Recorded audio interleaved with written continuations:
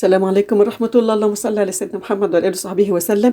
البروك التركي يا بنات بطريقة سهلة جدا، بيجي سهل وبسيط وطعمه جميل جدا. طبعا إن شاء الله رمضان قرب، كل سنة وانتم طيبين. بيبقى شيك جدا وطعمه فظيع للأطفال وللكبار طبعا، على سفرتك كده بجد شيك وسهل في عمايله، مش هياخد منك وقت. تعالوا يلا، ما تنسوش اللايك والاشتراك في قناتي، وتعالوا نشوف الطريقة. نعمل العصاج الأول، اللحمة المفرومة. حطيت كده معلقة سمنة كبيرة زي ما انتم شايفين كده على بصلة متوسطة. هخليها بس يعني دوبك تدبل كده شوية، ما مش هخليها لا تصفر حتى ولا تحمر. بعد كده هنزل بكمية المفروم عندي أنا، ده كان أقل من ربع كيلو يا بنات مفروم. بعد كده هسيبه دلوقتي بقى النار عالية، وهبدأ أقلب فيه تقليبتين تلاتة كده لغاية بس ما يغير لونه، علشان المية كمان ما تنزلش منه وينشف مننا. بعد كده بقى هحط البهارات بتاعتي. انا عندي ملح وبهارات لحمه، الزنجبيل، الفلفل الاسمر، وممكن كمان رشه قرفه اللي يحب. اقلبيها بقى حوالي، وسيبها حوالي 5 6 دقايق كده. وبعد كده اخر حاجه اللحمه عندنا استوت، اخر حاجه بضيفها انا حوالي معلقتين كبار جبنه تركي مبشوره، ممكن شيدر وممكن موزاريلا، ممكن الاستغناء عن اللي هي الاضافات ديت خالص. بعد كده تعالوا نعمل التشريب. عندي كوب حليب، وعندي بيضه. عندي بقى هنا ربع كوب سمنه يا بنات. وممكن كمان لو انت ما عندكيش الا زبده، ممكن تسيحي زبده برضو تحطي، بس بصراحه انا حطيت السمنه، برضو سمنه سايحه. بعد كده بقى قلبته كويس، وملح وفلفل، وقلبي برضو. كده يبقى التشريبه بتاعتنا جاهزه.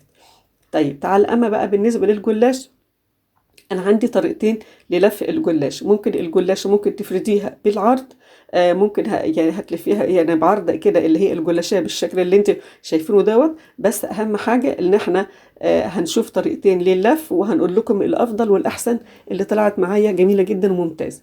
طبعا احنا بنحط هنا حوالي 3 ورقات جلاش يا بنات. اول ورقه احنا مش بندهنها، عشان انت لو دهنتي اول ورقه هتبقى يعني زي تحس ان هي زي مبلوله كده، ومش هتظبط وياكي في اللفه لما تيجي تلفيها في الاخر. يعني علشان كمان تقدري تتحكمي فيها، انك تدهني الورقتين اللي بعديها، ما تدهنيش الورقه الاولانيه. بعد كده انا حطيت الورقه التانية ودهنتها، وادي الورقه التالتة هنبدا ندهن برضو فيها اللي هي التشريبه بتاعتنا اللي احنا عملناها بالبيض والحليب والسمن. اهم حاجه بس دهنيها كده كويس. وبعد كده هنبدأ ننزل باللي هي اللحمة المفرومة بتاعتنا. في المرحلة ديت بقى انتوا ممكن عايزة تضيفي كمان جبنة موتزاريلا او انواع جبن، ممكن زيتون، ممكن فلفل الوان، ده اللي يحب. لكن انا حطيت بس اللحمة المفرومة بس، اللي انا اكتفيت بيها اللي احنا عملناها سوا.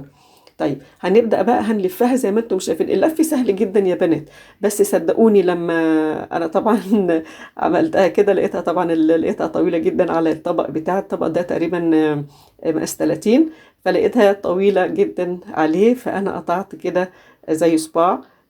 طبعا أنا هحطه في صينية تانية، وهسويه في صينية تانية.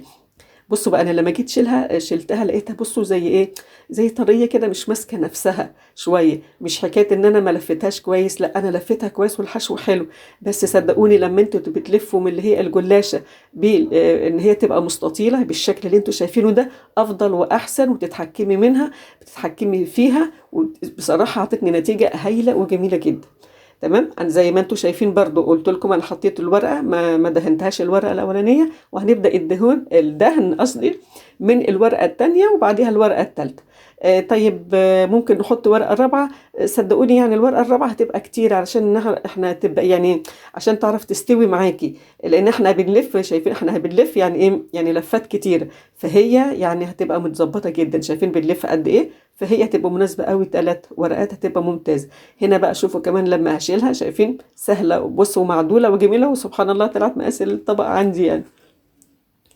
نفس الحكاية برضه هنكرر بقى لغاية ما هنخلص الكمية بتاعتنا كلها. بس خليكم فاكرين أول ورقة احنا مش بندهنها، وبندهن الباقي.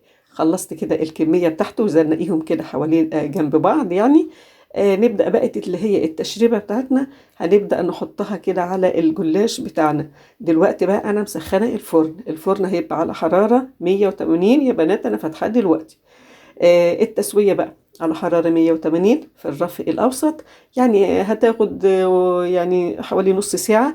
أهم حاجة بس شوفي لو فرنك الحرارة بتاعته يعني جامدة، بصي من تحت احمر، وافتحي الشواية لغاية ما هياخد اللون الجميل ده. اهم برضو تركايه تانية، غطي الجلاش بعد ما تطلعيه، غطيه وسيبيه كده حوالي 10 دقايق، هيبقى طري معاك وهيبقى زي الفل. قطعيه بقى وقدميه لحبايبك. شايفين جميل جدا لاي مناسباتك، لسفرة رمضان ان شاء الله، لحبايبك. لو حتى اطفالك ما بيحبوش اللي هي القطع الجلاش العادي كده، هيحبوا ياخدوا صباع كده لوحده كده وهياكلوه، هيبقى حلو قوي. بجد طريقة سهلة وبسيطة وشكله شيك جدا في المناسبات.